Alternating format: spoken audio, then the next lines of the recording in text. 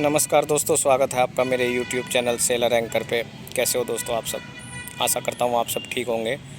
तो आज की वीडियो है मेरे लिए क्या एक 10th बेस पे जो हम क्रूज साइड से ज्वाइन करते हैं शिपिंग लाइन, क्या वो ज्वाइन करना सही रहेगा? हमारा आज का टॉपिक है ये वाला। तो इसकी बात करते हैं। तो सबसे पहले मैं आप लोगों को बताना चाहूँगा, देखो भाई, क्रूज़ से ज्वाइन करना सही रहेगा, इसका डिसीजन आप खुद लोगे। उससे पहले ये वीडियो देख लो, क्योंकि इस वीडियो में जो मैं बातें बताऊंगा वो डिसीजन करता है। तो 10th बेस पे नॉर्मली आप खुद सोचो, आज के टाइम में 10th क्लास क्या है? कुछ भी नहीं है। आज तो ग्रेजुएशन की भी कोई वैल्यू नहीं है। ग्रेजुएशन के बाद भी जॉब का कोई उतना ज़्यादा स्कोप रहता नहीं है, क्योंकि हर कुछ आपके मेरिट और टैलेंट पे डिपेंड करता है। मेरिट और टैलेंट्स जो है ना आपका। तो अगर इसकी बात करें 10th बेस पे, तो 10th बेस पे आप जीपी रेटिंग का कोर्स करते हो, चलो सब कुछ बढ़िया है, आपने कर लिया कोर्स टीएस रहमान या किसी भी इंस्टीट्यूट से, XYZ जो भी है, 7 आइलैंड शिपिंग या नूसी, जो जहाँ से भी, ग्रेट ईस्टर्न, सब कुछ सही चल रहा है, स्पॉन्सरशिप भी मिल गई, आपकी जॉब भी अच्छी लग गई। अब बात ये करते हैं कि आगे जॉब स्कोप क्या है। तो आप पहले DTSM में ज्वाइन करोगे। DTSM में पहले 9 मंथ्स की ट्रेनिंग होती है। तो वो 9 मंथ्स की ट्रेनिंग इतनी ईजी ट्रेनिंग नहीं है। आप लोगों को लगता है कि भाई गए और पिकनिक बना के आ गए, ऐसा नहीं है। वो 9 मंथ्स की ट्रेनिंग में आपको काफ़ी सारे काम करने पड़ते हैं। काफ़ी सारे काम इन द सेंस, मतलब एक तो आप घर छोड़ के आते हो, सबसे पहले आपको घर की याद बहुत आती है। आप कितना भी कमा लो, कोई भी पैसा आपकी वो भरपाई नहीं कर सकता घर से दूर रहने की। ये तो फैक्ट है। भले ही आज मैं हूँ, क्योंकि मेरा एक्सपीरियंस बताता है। एनीवे, वो तो बात की बात है। हम मुद्दे से थोड़ा डाइवर्ट हो रहे हैं। मेरी आदत है, थोड़ा मैं डाइवर्ट हो जाता हूँ। तो हमारा मेन मकसद है, आखिर ऐसा क्या है जो लोग जीपी रेटिंग करके काफ़ी एक्साइटमेंट होते हैं, लेकिन बाद में कुछ दिन करेंगे, कुछ साल करेंगे, फिर वो बोलते हैं यार कहाँ फंस गए, इससे अच्छा तो कुछ और कर लिया होता। और अगर हम दूसरी जॉब करें अपार्ट ऑफ जीपी रेटिंग, तो दोनों में क्या डिफरेंस है, इसके बारे में मैं बात करूँगा। तो जीपी रेटिंग से जब आप कोर्स करते हो तो आप एक DTSM में जाते हो, फिर OS में जाते हो, जो कि $1000 सैलरी पकड़ लो, मोटा मोटी 80,000 रुपये महीने।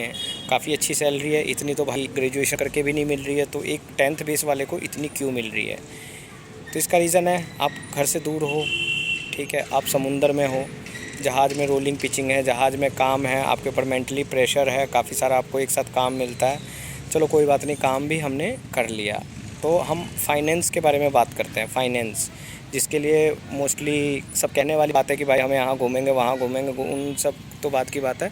हर कोई जॉब जो करता है वो पैसे के लिए करता है। बिल्कुल सही। मैं अगर गलत कह रहा हूँ तो आप मुझे मतलब वापस से कमेंट में बोल सकते हो, नहीं सर आप गलत कह रहे हो, मुझे बुरा नहीं लगेगा। लेकिन हर कोई पैसे के लिए काम करता है।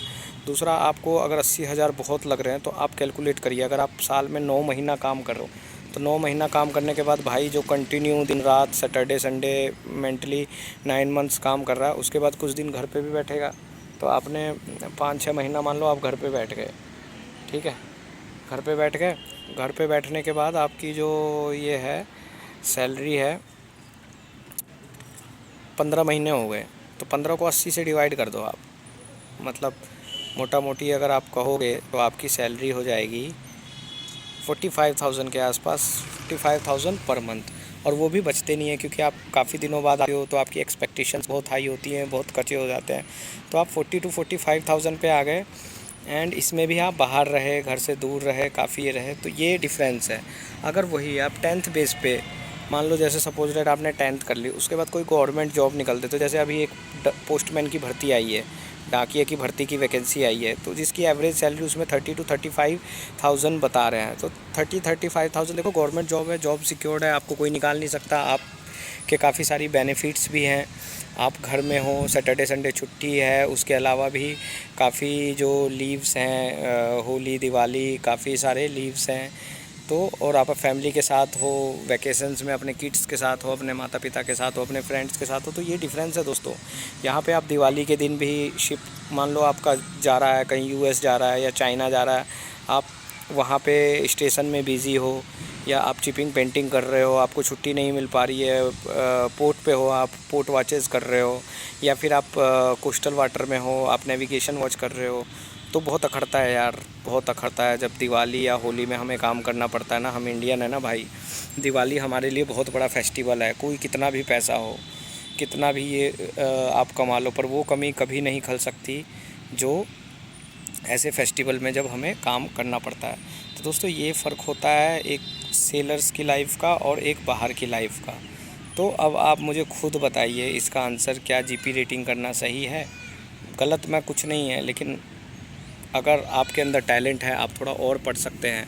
आप सपोज दैट आपने 12th कर ली, ग्रेजुएशन कर लिया, आपने सीए की प्रिपरेशन करी या फिर किसी और चीज़ की प्रिपरेशन करी, तो आप इससे ज़्यादा कमा सकते हैं, इससे बेटर कर सकते हैं। तो ये चीज़ें हैं दोस्तों, ये मायने रखता है। ये ऐसी वीडियोस कोई बनाता नहीं है। आप रील पे मत जाइए, जो इंस्टाग्राम पे लोग रील डालते हैं, ऐसे हाथ हमारा सेब उछाला कपड़ा बदल गया है, मैंने भी एक आध बनाई थी, हाथ हमारा कपड़ा बदल गया, उन पे मत जाइए। एक्चुअल में क्या काम है वो कोई नहीं बताता है। एक्चुअल में कितना स्ट्रगल है, घर से कितना दूर रहना पड़ता है आपको, ये सारी चीज़ें हमें कोई नहीं बता पाता है। तो रील पे मत जाइए, रियल लाइफ पे जाइए। रील वर्सेस रियल में बहुत डिफरेंट होता है, बहुत ज़्यादा डिफरेंट होता है। तो आप देख लीजिए, आप सोच लीजिए, तब ये फ़ैसला लीजिएगा। ये नहीं कि बस दूसरे को देख के कि भाई कोई बंदा 7 8 9 महीना बाहर रहता है, भले ही उसने सिविल ड्रेस अच्छे से ना पहनी हो या फिर ये ना पहना हो, बाहर घूमा ना हो, लेकिन वो यहाँ पे आके जब वो साइन ऑफ करके आता है, शिप से आता है, तो ऐसे स्टाइल मारता है कि जैसे वो बहुत ज़्यादा जन्नत जीत के आया। तो उस पर मत जाइए, हकीकत को जानिए। हकीकत में क्या जीपी रेटिंग जैसा कोर्स करना ठीक रहेगा। मैं ख़राब कुछ नहीं होता, बहुत अच्छी कोर्स है। शिपिंग ने मुझे बहुत कुछ दिया है, पर डिसीज़न आपका है। टाइम अलग था, वो टाइम अलग था, अब टाइम अलग है। टाइम की बात है दोस्तों। एक कहावत है ना, जब वो खांसता था तो पूरी दिल्ली हंसती थी, आज पूरी दिल्ली खांस रही है, वो हंस रहा है। आप समझ गए होंगे मैं किसके बारे में बोल रहा हूँ और क्यों बोल रहा हूँ। तो दोस्तों डिसीज़न आपका है। मैं मोटिवेट कर सकता हूँ आपको, आप करो, जीपी रेटिंग भी करो, मुझे कोई दिक्कत नहीं है। पर बेसिकली आप देखोगे पहले जो गुजराती वगैरह थे या साउथ इंडियन थे, वो ज़्यादातर सेलिंग लाइन में आते थे, क्योंकि उन्होंने ये समुद्री लाइफ देखी है। उनके पेरेंट्स, दादा परदादा ये सब इसी से आए हैं। मगर जो यहाँ से हैं, मोस्टली नॉर्थ इंडिया से हैं, दिल्ली, बिहार, पंजाब, यूपी, तो इन्होंने तो समुंदर ही नहीं देखा। तो सुनने में अच्छा लगता है, बीच पे जाने में अच्छा लगता है, बीच से देखने में अच्छा लगता है, वो शिप है। लेकिन उस शिप पे जो बंदे काम कर रहे हैं उनसे पूछो कि हकीकत क्या है। तो मैं at the not last but at least आप लोगों को इन बातों का ध्यान रखना है। सो दोस्तों डिसीज़न आपका है, कमेंट बॉक्स में बताइएगा। तब तक के लिए गुड बाय, टेक केयर, जय हिंद।